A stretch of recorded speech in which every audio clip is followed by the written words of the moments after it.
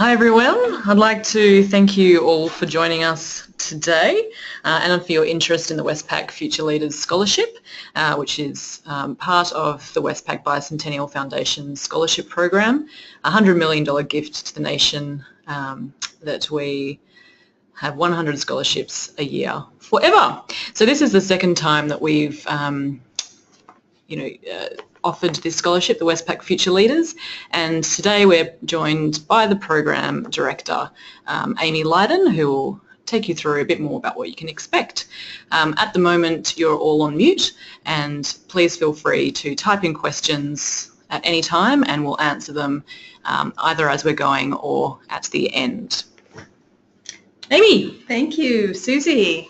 Okay, welcome everyone. I think we have about 150 people or so on the line, so thank you very much for taking the time to learn more about the Westpac Future Leaders Scholarship. I'll just try to help put a face to the voice. That was Susie Warwick, our lovely Senior Communications Manager here at the Bicentennial Foundation. Thanks, Susie, and then myself, Amy Lydon.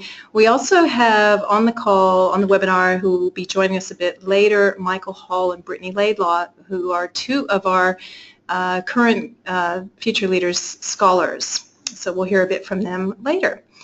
So what we are going to do today, I'm going to run through an overview of the Westpac Future Leaders Scholarship. I will go through the scholarship package and its components, the eligibility, the selection process, the attributes, kind of what we are looking for in that selection process and what type of person we are looking to support, the nuts and bolts of the application tips, what are some of the things that we look for and that will help you with your application, and then we will hear from Michael and Britney from their perspective and their experience of the scholarship. Okay, so the package itself is the overall value is up to $120,000. It can be less than that. It just really depends on what you're doing. So, but the overall value is worth up to $120,000. It's for postgraduate study or research, so a master's by coursework or research, or a PhD at any one of our 9 partner universities. It is for full-time study. There is no restriction on whether you work or not, but full-time or whatever. But you do have to be full-time study. It also includes a leadership development program, which I think at least one of our scholars today will talk a little bit about that. And I suppose that's one of the things that is really unique about our program that I feel really proud of. We've only just launched this program last year, so it was our inaugural year last year. So Michael and Britney are part of our first cohort. We did deliver our first module of the leadership program at the AGSM in April. That was a 5-day residential where all 17 scholars from last year got together and went through that program together. It is a fantastic program. We did get some excellent feedback from it, and it covers things like presentations, how to pitch, a lot of leadership topics, and really got some good feedback from that. We will also be doing the next major module of that later this month in Canberra, which incorporates a conference around looking at the challenges and opportunities that are facing Australia at the moment on a global level in a full range of policy domains. Along with a workshop that's being crafted by one of our partners, ANU, and also we'll have a follow-up session from the previous leadership session from the AGSM. And in between that, there's other things going on that's part of that program as well. The next component is the international experience. I mean, all of our university partners are Australian-based. We do believe in support. We have some excellent universities and education within Australia. That's what we are about. We're about supporting Australian universities and the students that go there. But we also recognize that it is important to have that international experience. You just have to these days, and those networks. And so you can use up to $50,000 of your budget to go overseas and do basically whatever you need to do. You tailor the experience. That's completely up to you. I know Michael Hall, who's on the call, just came back from the University of Washington. He's studying bioinformatics at University of Queensland, and just attended a course and a gathering of biostatisticians, if that's a word. And he can probably tell you more about that, but that was one of the things that he did with his international experience. And then, so we will be awarding 23 scholarships this year nationally. And applications are now open until the 31st of August. So the eligibility, I'll just quickly run through this. So basically we have, as a foundation, we have 3 priority focus areas: strengthening ties with Asia, technology and innovation, and enabling positive social change. These 3 areas, so really you need to link your study area, your proposed program of study, with at least one of these focus areas, and that's is part of the application process. So however you do that, they are quite broad. So it's just about finding a way to frame what you're doing to one of these areas.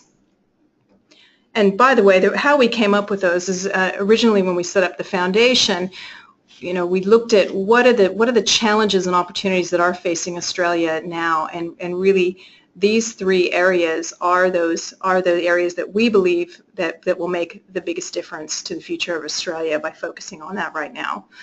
The second thing is the university must have demonstrated a world-class capability in your proposed area of study. So this most commonly is demonstrated by an ERA rating of 5 in your area of research. If you're doing a course, that can be a little bit different. It's not so clearly aligned, but I encourage you to ask more questions about that if you're not sure, or even to your university is equipped to be able to help you navigate that one. Also, your undergraduate degree within the last 5 years. So it has to be, you have to have received your undergraduate degree after the 1st of September or will complete by this December. The, again, academic marks, depending on what you're doing now, if you're doing honors at the moment, really H1A or H2B or distinction equivalent, whatever, even if you're doing a master's now, you can do that, and approximately the equivalent of 75%. Australian citizen or permanent resident. Unfortunately, if you're a New Zealand citizen and you do not have your Australian citizenship, you're not eligible for this scholarship. Sorry about that, Kiwis. So your study has to commence next year before June. So if you've already started, it's not you wouldn't be eligible for this. And I guess lastly, this is important around just thinking about when you are making your application, what you're doing and your vision for yourself is going to contribute to Australia, or how it will benefit Australia. So I really invite you to just kind of think about that and how you see that. There's a couple other things. References, we do need 2 references, one academic and one personal reference. A letter of support from the university, so that's really that we know that you have made contact with the university, particularly if you're doing a PhD. You might not have worked out who your supervisor is at this stage, but we just want to know that the university knows about you and can accommodate you if this goes forward. We do have templates for those that are pretty straightforward right on our website, and we, again, it is pretty straightforward with what people have to fill in. Amy, I'll just jump in there. There's a question here. Is there an age limit in terms of eligibility? There is no age limit. It's the only, I guess, time requirement is that undergraduate degree. So the undergraduate degree, as long as you have completed that after the 1st of September 2011, that's all we need. And yeah, is there any other questions? So I can't see that. Very tiny writing. Yeah, so clarifying what we mean by recent graduates, I think that's, you've covered that there with undergraduate degree after 1st of September 2011.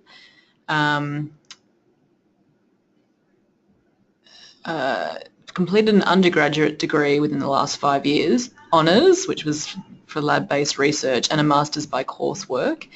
Can you let Michelle know what her average grade will be based on? So it is based on what your most recent degree is, so whether that's the master's or your honors, whatever it is that you've done last, that's what we use.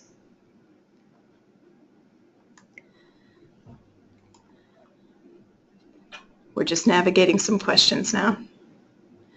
So the letter of support from a university perspective, that's for the university you're applying for? Yes. Rather than where you came from? That's right. So it is the university that you're planning on attending, and the letter of support has to come from the university's either the dean of the faculty, head of school, or equivalent.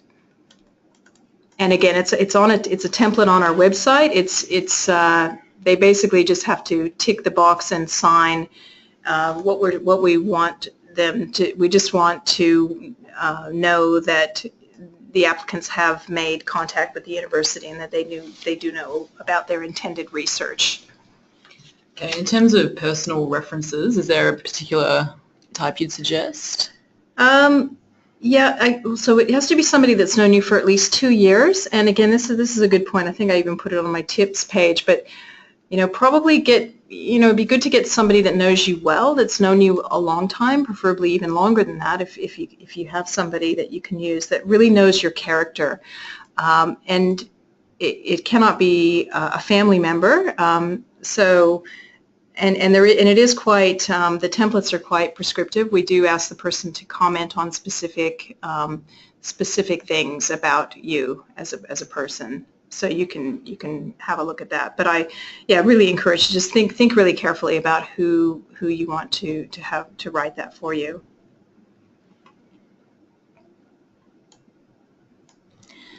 Do you consider a master's an undergraduate degree? No. Okay. And the other question around that is it just the first undergraduate degree completed in the past 5 years, or have you got multiple? I guess it's the latest one?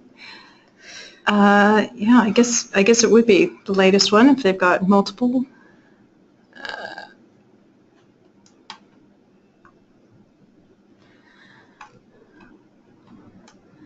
Okay. Oh, sorry, guys. There's lots of questions. Lots of questions. We just want to make sure we get to everyone. That's what this is for. Can you please clarify for scientific research what would be ruled out in terms of being medical? So, for example, if you're looking at parasites in vitro, no clinical or human testing, will that be still ruled out? Yes. Well, I'm not saying yes, but for that, what I would encourage you to do is to have a look on the Australian Research Council's website, because we go by whatever their definition is of medical research. And again, look to your university. They will be able to clarify that for you probably better than we could. But we do go with the ARC's definition of medical research, and that is excluded from this scholarship. Okay. All right, so if someone has an average of 90% in their honours, however their bachelor's is only 70, are they still eligible? They are, yes. We look to the honours, so the recent honours that they did.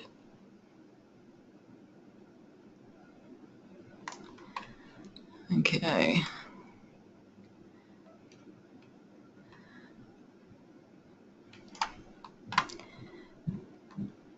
All right. How about you continue I'll keep going and you keep try looking. And mine okay. these questions. Yes.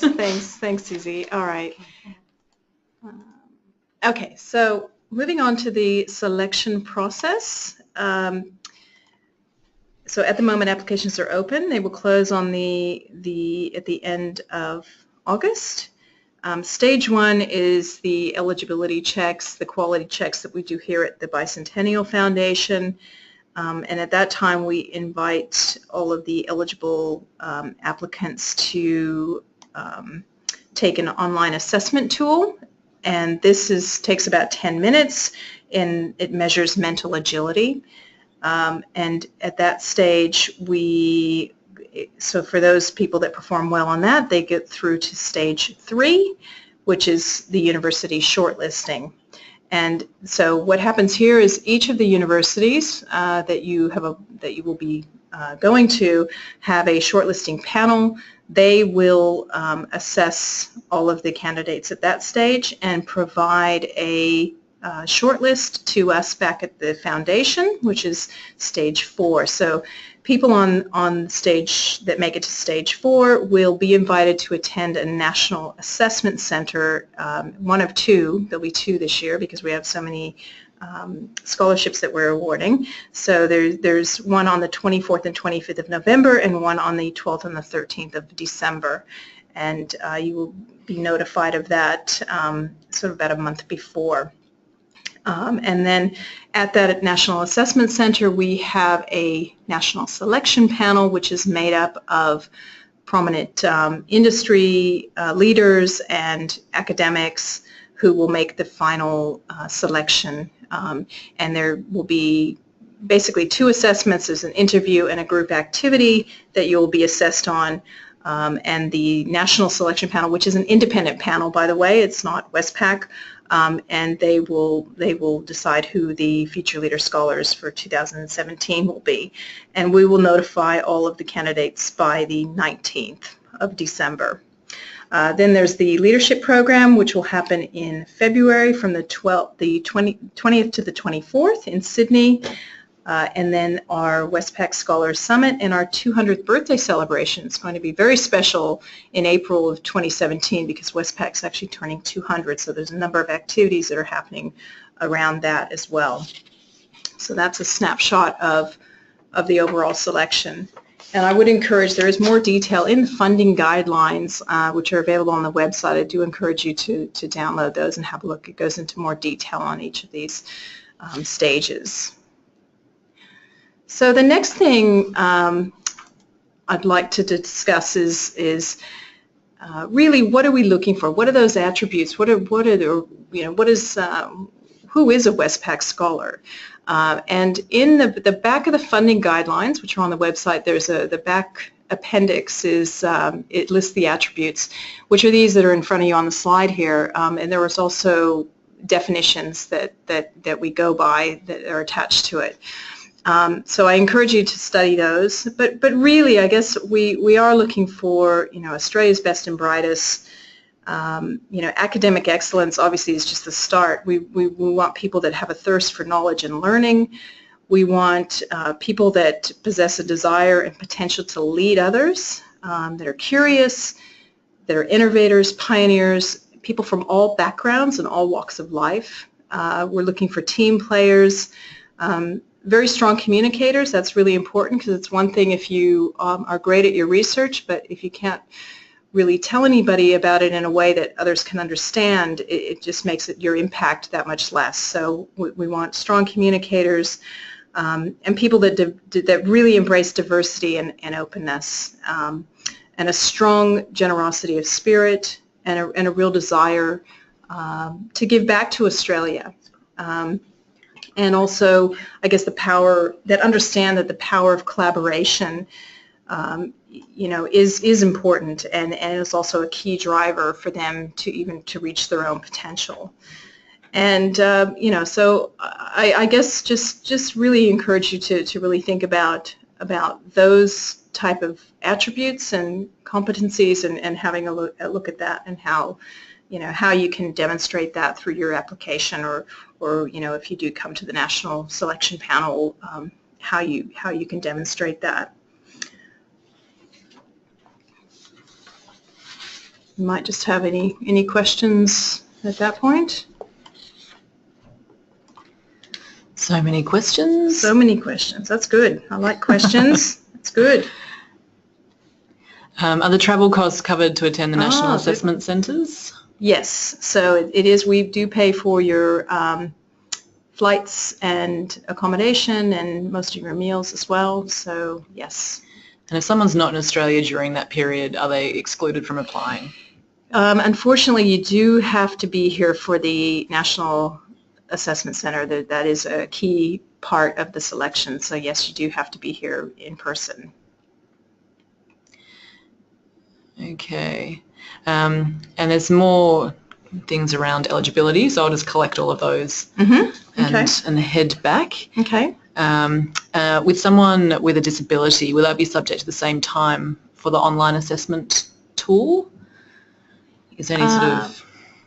I guess, if there's any, we obviously don't want to, if there's anything that might, make it an unlevel playing field, absolutely not. So happy to discuss if someone needs more time. It would depend on the nature of the disability, etc. But we, more than happy to discuss that and work with that person. In terms of the online assessment, is there any sort of chance to have a practice test? Someone feels a bit scared about it already. You'll be right. No, basically. it's I've done it myself. It's basically just it's a way to measure how quickly you can think and look at what's important versus what isn't, and it's a kind of a fun and interactive way to do it as well. And it's only 10 minutes, so yeah. And just something a bit more about the online assessments, what kind of questions are you looking for? Is it like a maths and literacy? Someone has done the ADF ones. Would it be something similar? Yeah, I haven't done those, but probably I really can't say too much about it. I mean, I guess that's part of the idea of it, but I guess it does measure some of the competencies that we are looking for and what we're selecting on, in terms of your mental agility. All right. I think that's a bit all. There's still a little bit of confusion around just the start date. So it definitely has to be semester 1, 2017. It can be, so any time between the 1st of January and the 30th of June. So depending on if you're doing coursework or research, you have to commence before the 30th of June 2017 and not before the 1st of January 2017. Okay. Continue on and I'll find some more questions. Okay, all right. All right. Terrific.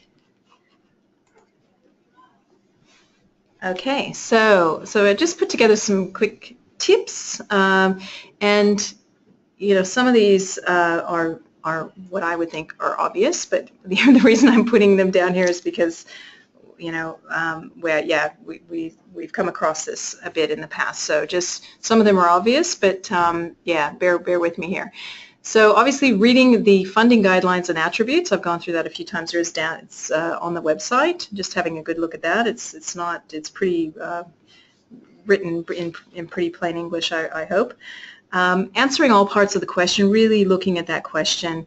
They're also in the application, there is a little hint under each of the questions. So if you don't quite understand the question or you're not sure what we're trying to get at, have a look at that little hint. It's in tiny little letters underneath, and that'll give you a little bit more guidance around what we're looking for in the answer. Here we go. Oh, here we go. Spell check and proper grammar. Just checking those things. You can be a fantastic researcher, but just do the spell check. And yeah, again, I talked about this a little bit earlier, but really considering your vision and how that is going to contribute to the growth and prosperity of Australia. I know that's a very big question, but to just have a go at that and thinking about how your study plan kind of ties into that. Referees picking the right people, I already talked about that. And also just have your answers, assume that your answers are not going to be read in a chronological order. You know, answer completely for each one. Don't say refer to above, because they may be assessed in isolation. And just mind the rules. No, word limits. We don't have any attachments, or, you know, a lot of people ask about, can I attach a presentation, or I've written this other paper about something. We can't accept that or to be part of the application. So just really, I guess, minding what we do require and what we don't. And really important, really important, a whole bunch of different people will be looking and reading at your application. So really, I would recommend having a lot of different people read it before you submit it, just to get feedback. Can people understand what you're trying to do? And, you know, I don't understand zebrafish and what zebrafish and how they regenerate their spine. I mean, I can understand that concept, but if you get really too technical, it's going to do you a disservice. So try to make it as plain English as possible and communicating in a way that people will understand. Save as you go, very important, especially if you have a dodgy internet connection. You don't want to lose all that work that you've put in. So it is an online application, and even, you know, I would encourage you to kind of copy and paste into a Word document and just to make sure. The other one that isn't on the screen is that I will mention is your budget. So there you have up to $120,000. And I guess, and it is a draft budget, but just be mindful that whatever amount that you do submit is the amount that will be approved by the board for you to receive. So you know, how you expend that can be changed because it is a draft. But if you put in for $100,000, that's the maximum that you would get. Okay, so and there's some other tips within the budget section of the funding guidelines and also on the application to just be mindful of, and it talks about what you can claim and what you can't. So just have a close look at those. And then I guess lastly on the tips is just to really go and get a sense of who we're supporting, who are these future leaders. You're going to meet two of them in a second, but you know, who are these future leaders that we have supported? Have a look at their profiles on our website, have a look at those couple of videos, and just get a sense of what they're doing and who they are as people. That will kind of help you shape your application and give you an idea of who we want to support. Okay, so just go to another couple of questions. So for a PhD, do we apply to the university before finding out if our application was successful, or can we apply and submit our PhD application after finding out? You do need to make contact with the university beforehand. You need to at least start an application with them before applying for the Future Leader Scholarship. And once you receive the scholarship, is there a required minimum achievement in the education courses? In terms of a mark? No, there isn't. So we do have, I guess, an expectation around at least once a year knowing how you're going and you know, what's happening, and we work with your university to get that information, but it's not really onerous. But in terms of an actual you know, GPA or whatever, we don't require that. And then a couple of questions on the budget. Does it include the international experience? And the other question around that is whether consumable chemicals count as equipment for research. Oh, okay. So the budget, yes, that is, so the maximum amount is $120,000. So the overseas experience, you can claim up to $50,000 of that $120,000 for the international experience, and that is broken down as well in your application. Consumable chemicals, I'll have to double check on that. It's pretty, you know, we pretty much cover most things, but I can follow up on that separately. but perhaps if that person, if you wouldn't mind just emailing me your specific question to Westpac Scholars at westpac.com.au, that'll we can address that. And just on that question as well, or all the questions, they're coming in thick and fast, and I'm not sure if we're going to get to all of them, but we'll receive a copy of all the questions and who has asked them, so we can go back individually and just let you know if we haven't made, or maybe we can even do a question and answers based on all of this and send them to you all, so you get them all. Yeah, that's a great idea. Yes. Yeah. Okay. Did you want to? Okay. Well, all right. I can go to, so I would like to introduce Michael Hall. So Michael is a 2016 Westpac Future Leader Scholar who is studying a Master of Bioinformatics at the University of Queensland. He did his undergraduate at QUT, and I might hand over to Michael to tell you a little bit about his experience with the scholarship. Great, thank you, Amy. Hello, everyone. Yes, as Amy mentioned, I'm doing my Masters at the moment at UQ. And yeah, look, I mean, it probably goes without saying the Westpac Future Leaders Scholarship has been a very life-changing experience for me in more than in one way. So I think one of the biggest things that I've taken away from this program so far, which was very unexpected, which I think Britney will probably talk about a bit as well, is the leadership development program that we've been involved with. So we spent a week with the whole group together at the University of New South Wales and went through a fairly intensive one-week program together there at the AGSM, just covering, I guess, aspects of leadership that I'd never really considered on the leaders around me as well. So that experience that's not something that you can obviously get outside of this program. So I really strongly recommend, if you are thinking about applying, to definitely do so, if not just for that program itself.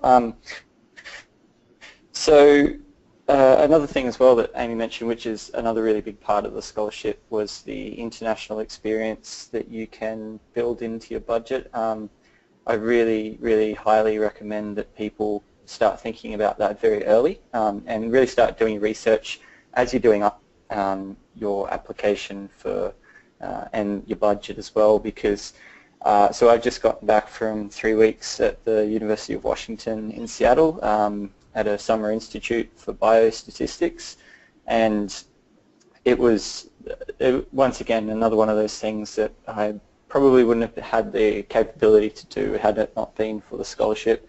And the connections I made at that event and the people that I was learning from were absolutely world class, and I know that some of those connections will certainly help me in the future to improve my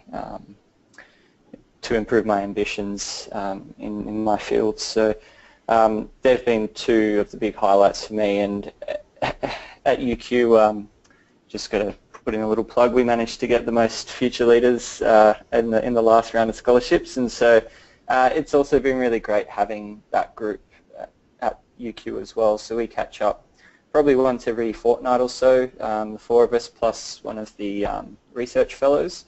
We catch up, have a chat, just, I guess, a bit of an event session for, I guess, for people that have had experience with postgraduate studies. It can be quite intensive, so it's nice to just catch up with other people in the same boat.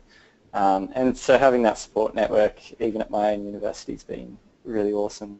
Yeah, so for me, I guess they're the three big points that I wanted to make about the scholarship, and I really encourage everyone to apply. I think one of the things we learned from the leadership program was that pretty much all 17 of us were very close to actually not applying because we felt like, oh, you know, that's not the sort of thing that I could get, you know, I'm not a leader. And it just seems funny that the people that got the scholarship were the people that were thinking that way. So I really do recommend, if you're on the fence about applying, definitely apply. Even if you don't necessarily get in, I think the process of going through the application and writing some of the answers there really helped me to focus on why I was doing my Masters.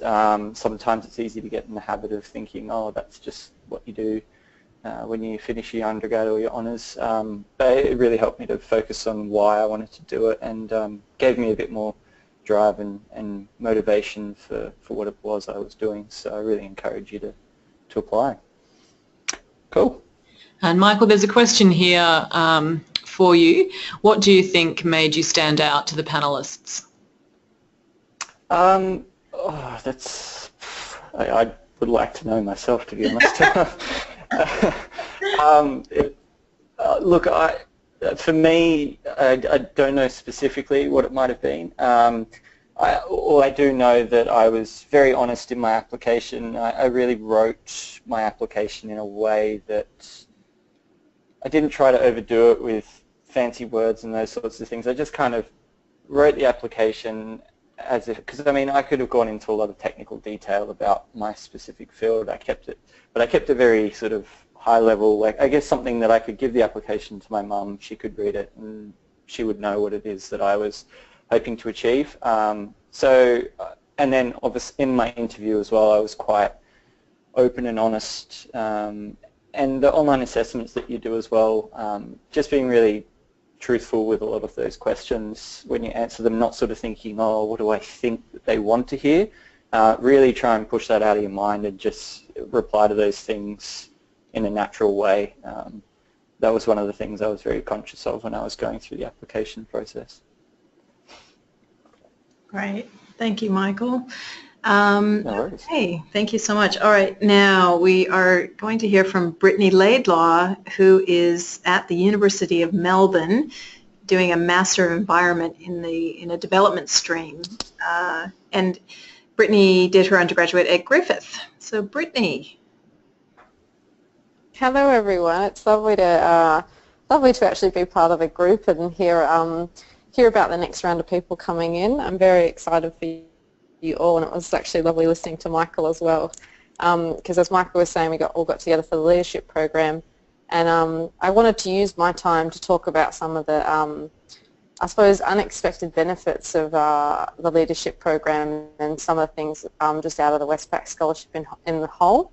And one of those is really the friendships actually that I developed in the leadership program. So to be honest, I was coming in not really knowing who the other recipients were before obviously the interviews, because we only got to interview with half the people that were applying.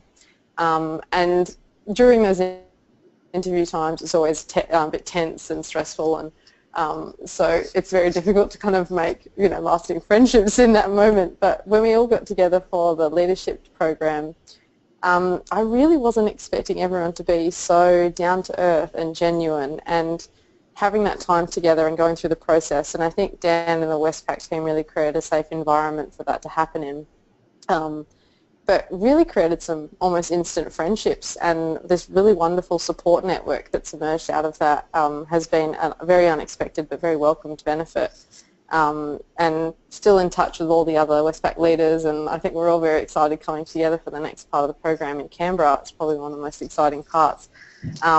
And also it's given us an opportunity to converse with people that are outside of our disciplines, particularly in areas that I never would have thought I would have known, looking at spinal regeneration or looking at volcano science or bioinformatics and statistics. So it's coming from environment studies. So that's probably a really nice bonus as well. It's looking at the fact that there's such a diverse mix of talent and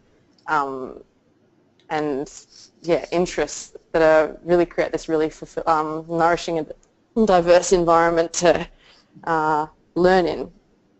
The leadership program itself, I found really practical more than just, I thought, to be honest, I was coming in not knowing really what it was going to be like in terms of, I was just going to be talking about, how to be a top leader and from a more business kind of point of view, but it was really it was such an in-depth dive into actually looking at yourself as a leader, and this idea of authentic leadership and growth mindset, and really practical skills in overcoming some of the challenges that you might face in your field as a leader, using like design thinking and presencing and impact. And I found that really rich experience as well. And I think, like Michael said, I think that's really, I would definitely recommend applying, just to be able to get that personal development in itself, aside from obviously all the other things that the scholarship provides.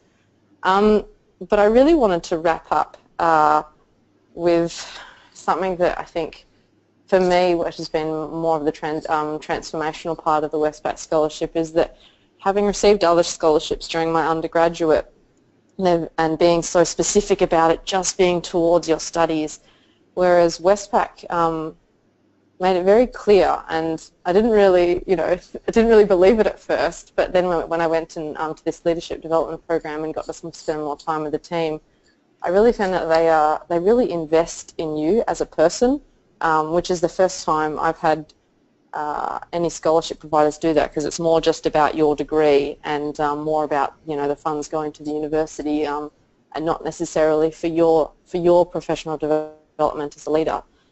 So there's lots of that allowed me to do things like learning so much outside of the uni, and my field of interest and research is looking at permaculture, but I don't want to spend I'll use up the rest of my 5 minutes to explaining what that is, but I use permaculture in development, and it's something that's not really discussed or talked about in terms of normal subjects in universities. So having that support, both financial and also just mentorship, I suppose, support outside of the uni, to do things like world-class training in permaculture with some of the international educators that I've been working with the last couple of months, and also for the rest of my time on the scholarship, that I would have never had access to before.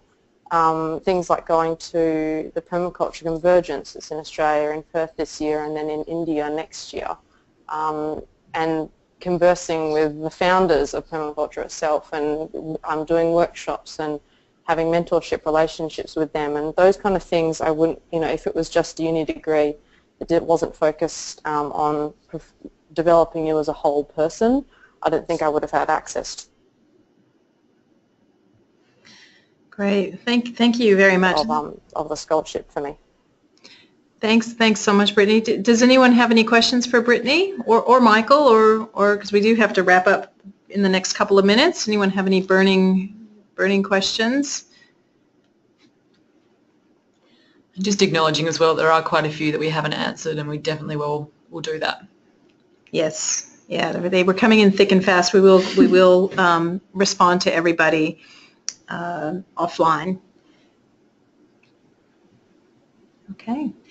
All right. Well, thank you. And one quick other thing that I sort of touched on, but not really, and I guess and you can get a sense of it by hearing from Brittany and Michael, and that is our Westpac 100 network, which is our alumni, not just for the Future Leaders, but across all of our 5 scholarship programs. We have 100 new scholars every year, and this is it's only a new network, but amazing opportunity there to connect with other scholars, and we bring everyone together at the summit, which will be in April. So yes, anyway, thank you very much for attending. We will get back to those of you with the questions that went unanswered, and thank you, Brittany and Michael, again for your contribution and being willing to be here and talk about the program. The only other thing, thank you. The only other thing that I would add is also thank you to Amy and to Rob, who's helped us with the technology in the room as well. We will be recording. We have recorded this session, so that'll be available if you miss something and want to go back. You can have another listen and apply. Get your applications in by the 31st of August. Yes, definitely. Really encourage you to have a go. Good luck. Good luck. Farewell. Good luck.